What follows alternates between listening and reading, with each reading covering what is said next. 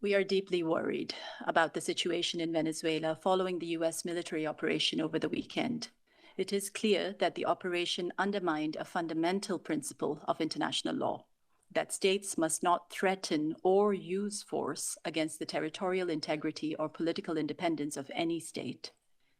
The U.S. has justified its intervention on the grounds of the Venezuelan government's long-standing and appalling human rights record.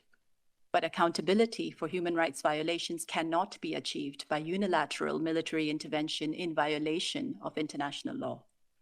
The people of Venezuela deserve accountability through a fair, victim-centered process. We fear that the current instability and further militarization in the country resulting from the U.S. intervention will only make the situation worse.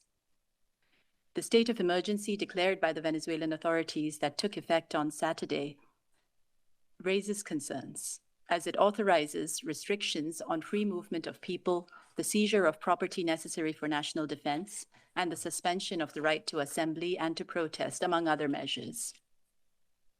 UN Human Rights Chief OHCHR calls on the US and the Venezuelan Authority, as well as the international community, to ensure full respect for international law, including human rights. As the High Commissioner has said, this operation violates a fundamental principle of international law. It violates the UN Charter.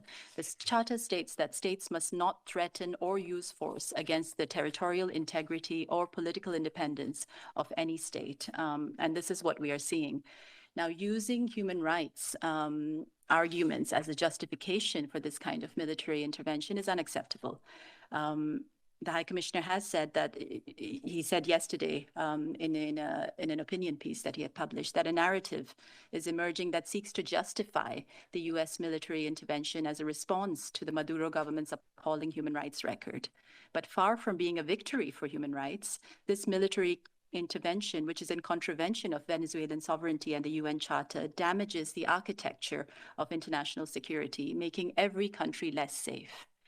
And no amount of deception or distraction can alter these facts.